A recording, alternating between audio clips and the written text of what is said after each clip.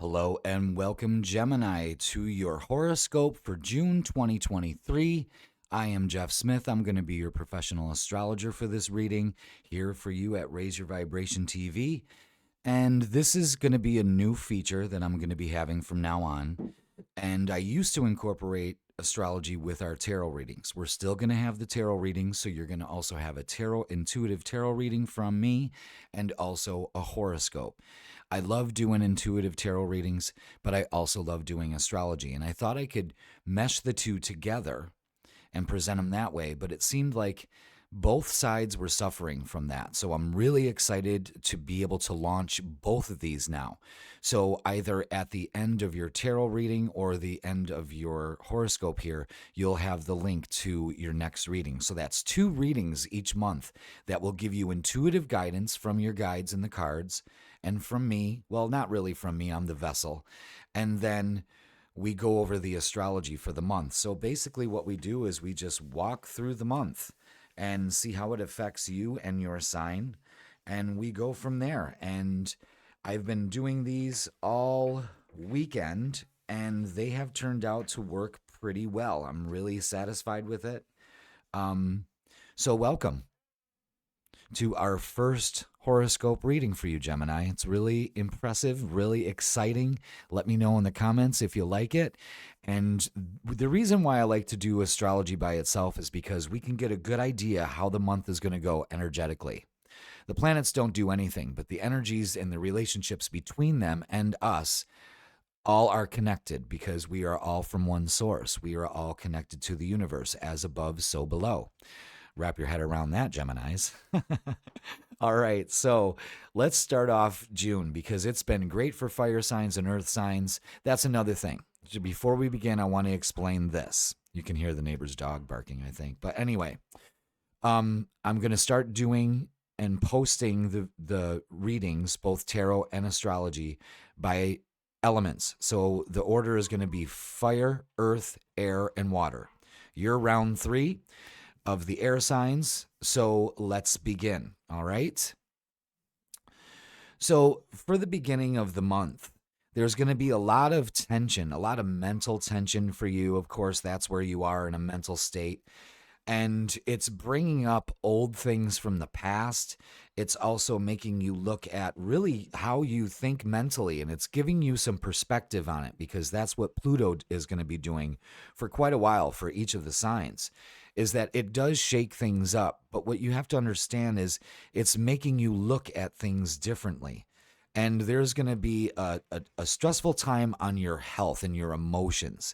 And I really wouldn't say maybe for some Geminis, it could be health concerns, but also sticking to a routine and actually changing routines, getting out of habits. It's time to really clean out the mental closet. You see, you got a lot of activity in the 12th house, and the 12th house has to do with our inner emotions and how we feel and what we hold in. And you have a great opportunity to finally release this in an emotional way. So this weekend and at the end of the month also would be a great time for you to release some of this stuff that you hold in. It could be subconscious thoughts. It could be triggers and traumas. And we don't need to carry those around with us. What we need to do is to release them. Only the true healing happens when we release them. We can talk about them all damn day, but what's it going to do? It just sits there in your head. And this is an excellent time for you to start working on how I project myself to the public. You know, sometimes Geminis try too much, and you really don't need to do that. What you need to do is get tight with your emotions. You've got the moon and right out of the gate in Scorpio going to be going into Sagittarius. So this is a very intense, kind of irritated time. So be aware of that right out of the gate, okay? And then what we're going to do now is move on to the full moon. So let's go ahead and take a picture of that. And the full moon is going to be in Sagittarius, the opposite sign of you. So this is going to be in your 7th house of relationships. So this is all going to affect relationships. It is going to bring things to light. And what it is put your thoughts out there of what you want into a relationship? Are you expecting too much? Because expectation and what you desire are two totally different things. Expectation will always lead to disappointment. You know what I mean? And maybe you got to lower the bar a little bit. With Sagittarius, we kind of get a little stuck in our ways and nope, this I'm on my high horse and that's it. Well, have fun up there. It's lonely. You know what I mean? So you might have to change your beliefs on that in your relationships. Huge focus at the beginning of the month. And it's going to be kind of intense, but you have the opportunity to speak your truth. If you got to say something to somebody, you got to say it. You know what I mean? And you just can't hold it back. So we're going to flip back over to your sun sign chart.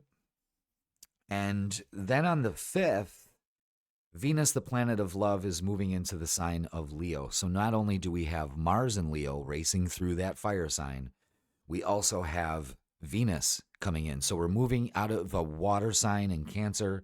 It may make us feel very nostalgic, makes us feel emotional. So now we're moving into a fun time. When Venus moves into Leo, it's about anything romantic. But it's not in Cancer where you watch a romantic movie and cry, because you don't have that. Now it's going out and making that happen with Mars and Venus and Leo. Ay, ay, ay, look out. So Gemini, it's time to have fun this summer. Kind of lines up really well on how we should chart the rest of the course, Then we also have Venus again opposing Pluto. So that's going to be a little tough. Again, Pluto is transformation. Take advantage of this energy. Do I have to think and look at this differently? Do I have to let some old ways of thinking go? The full moons bring that to light. So as we progress through the month, we're getting to the 11th, and I kept a star next to the 11th of June because Pluto's going to be moving back into Capricorn. So it's going to be moving out of the air sign that's really been shaking you up lately and moving back into that earth sign. And it's going to be jumping back and forth. So again, no matter how you want to look at it, is it an opportunity or is it a complete disaster? Either way, you can make this happen. And your ruler, Mercury, is moving into your sign as well on the 11th. So this is a good time to tell the universe exactly what you want. What is it that you want in relationships? What would make you feel good? Broadcast that signal, and you will find that it will be so much better. And it gets a little rough around that midweek of the 14th and the 15th because Mercury's going to square Saturn. So it's I try to communicate, but I don't know what to say. Well, you got to sort that shit out, Gemini. Stop fighting with yourself and sort it out. And then at the end of the week, we got a beautiful aspect between Mercury and Venus. So this may be a time where you speak it to the universe, because the next day, well, first of all, Saturn goes retrograde. So that is the lesson teacher. We got to go back to the drawing board. We got to get it right again. Again, this is lining up with, wrong ways of thinking, that kind of stuff. So be aware of that, because the next day on the 18th, we have the new moon. Let's go ahead and call that chart up. So we have the new moon in your sign. So this is a perfect opportunity. So if you want to look at it this way, at the beginning of the month, the full moon is illuminating things for us to let go of, okay? And it's making you change the way that you think. And it's going to center around relationships. And you have to sort that out for yourself, because this new moon is taking place in your first house, your solar first house. So this is all about, I want to feel good. I'm going to change things. I'm going to shake hands with my shadow instead of fight with it. That's really important for Geminis, is that they cannot wrestle with the two voices in your head. You have to come to a compromise. And that's so important. So, with that being said, the new moon is an excellent time to plant the seeds of your desires. And the ground is fertile for you right now, Gemini. Speak to the universe what you want, what will make you happy, what will make you feel good. It's time. You're not being very thorough on what you want, so you're getting lackluster results. But I feel this month would be a great time for you to finally let these old habits go and rejoice. Now, the 21st is the summer solstice. That's when the sun moves into Cancer. And your ruler is going to be making a beautiful aspect with Mars. So it's a good time to get out to nature and honor it. Stand barefoot, lay on the grass, get outside as much as you can for that whole weekend or week from the 17th all the way to the 21st. If you have the time, make sure you do it. And if you don't have the time, make time, because this will clear your thoughts. The best thing for air signs to do, and that's Gemini, Libra, and Aquarius, is to get barefoot, go outside, and let the earth ground you. It will clear your mental fog. That always seems to happen with air signs, okay? But the summer solstice is an excellent time to get things going for yourself and to really enjoy, because if you plant the seeds now, symbolically, you will watch it bloom all summer, and you'll see it it's time for harvest in the fall. It's the perfect time of year. Those four, the two solstices and the two equinoxes are excellent times to line with the energies of our solar system, our Earth, the sun, the moon, and to honor it, to let the earth repair you and clear your mental fog and bring you closer to the things that you desire. That's so important. So as we progress through the month, we've got Mercury, your ruler, squaring Neptune. So let's be aware of our delusions. And then Mercury, so fast, it already was in your sign. It says, all right, I'm here. Let's clear out the mental fog. Tell me what you want. And then it's out into Cancer. So you'll be able to express much of what you feel. You know what I mean? But not only that, there's a harsh aspect between Mars and Uranus. So watch your driving. Don't be distracted, okay? Especially on that date of the 26th. And then we finish the month out with Neptune going retrograde. Let's flip back to your solar chart. And we got Neptune going retrograde. And so we've got Saturn in your solar 10th and Neptune in your solar 10th. That is time again am I deluding myself? Am I taking these beliefs that I still hold on to that no longer work for me and telling myself something that's false? Is there something going on at work? Are you putting enough work in? Is there enough work and home life balance? You got to figure that out too.